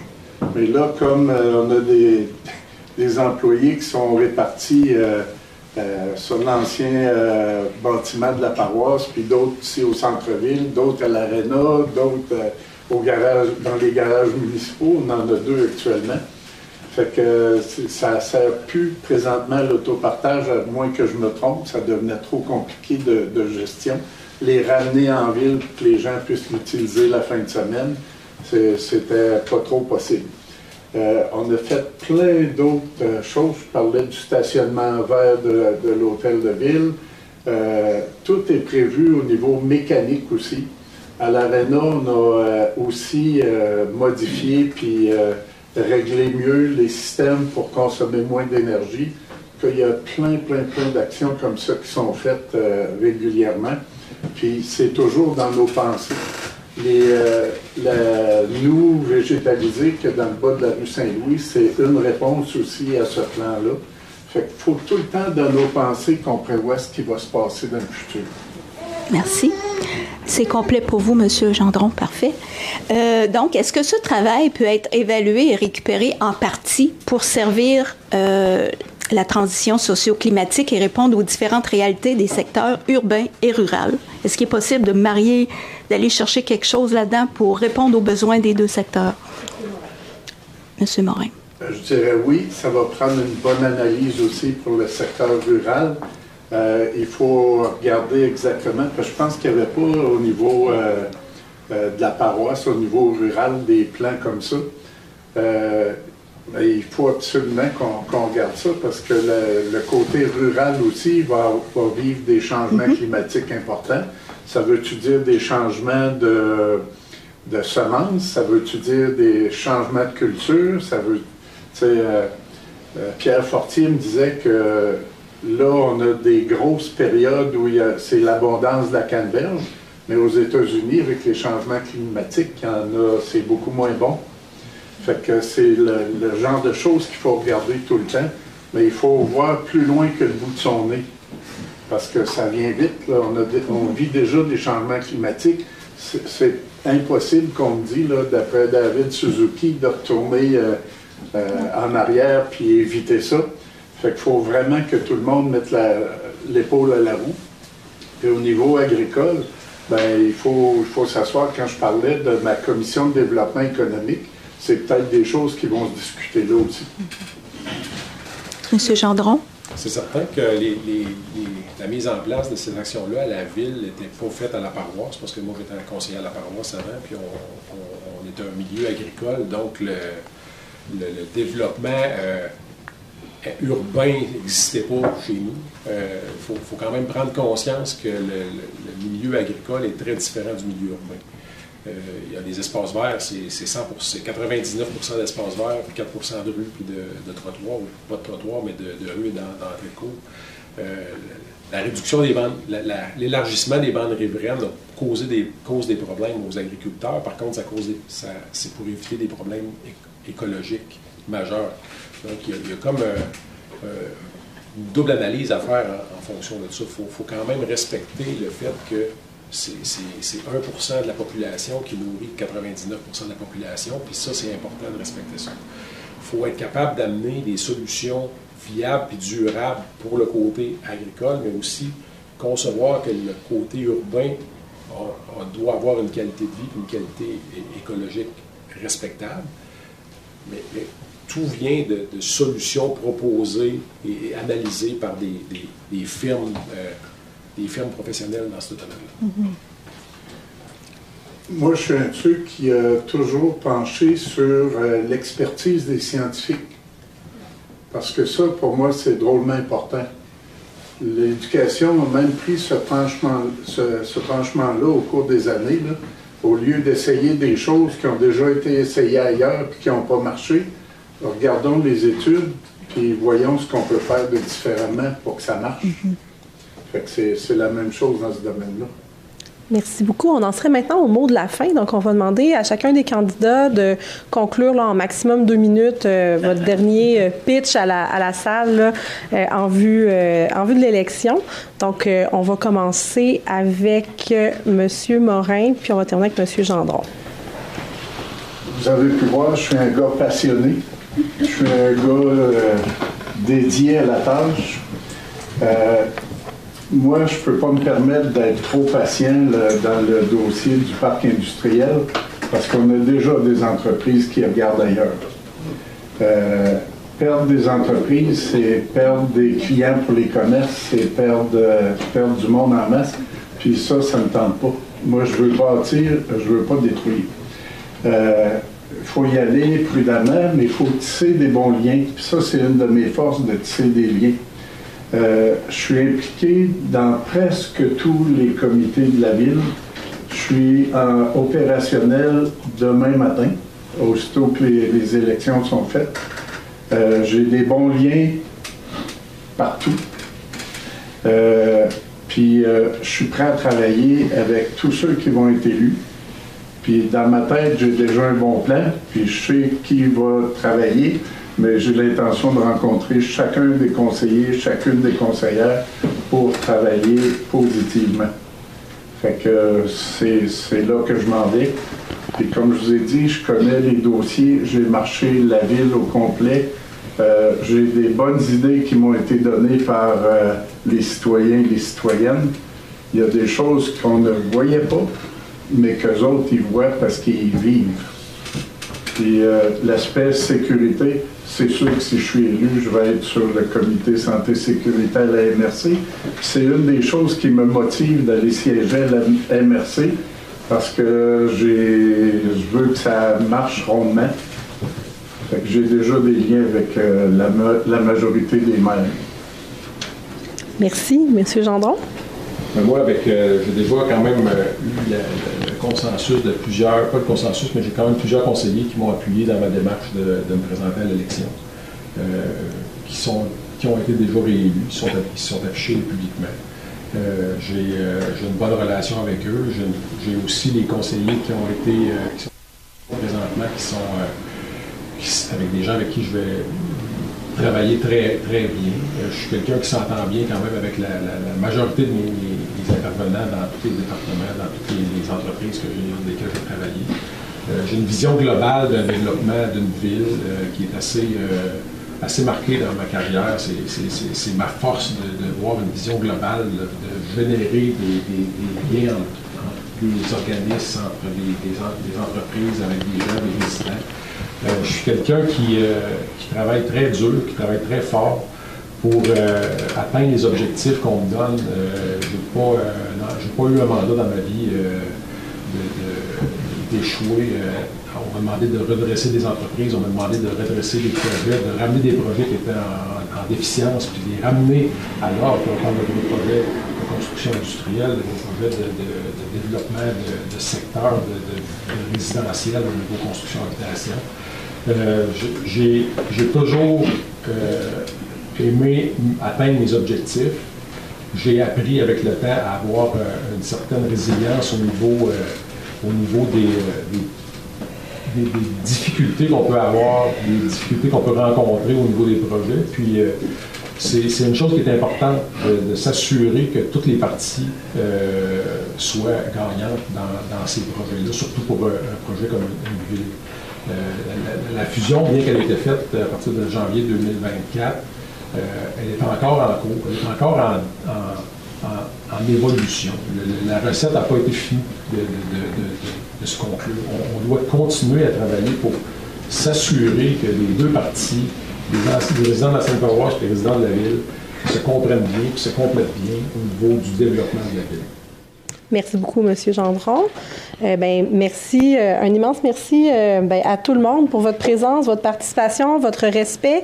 Merci, messieurs les candidats. J'imagine que c'était pas un exercice facile, qui a quand même duré près de 2 heures, finalement, à se faire un peu cuisiner. Donc, vraiment, merci. On rappelle à tout le monde les dates du vote, qui sont le vote par anticipation le 26 octobre et les élections municipales, la date limite, là où ça se passe vraiment, c'est le 2 novembre, donc c'est toujours un dimanche. Il y a une élection à la mairie, puis une élection dans le district numéro 5 de mémoire. Donc, voilà. Sinon, on vous invitait à rester jusqu'à 20h30 pour échanger, mais je veux dire, on va ramasser les choses tranquillement, donc il n'y a rien qui empêche que des discussions se poursuivent encore un peu. Oui, effectivement, il y a des collations, des goûters. Donc, un immense merci à tout le monde, puis vive la démocratie!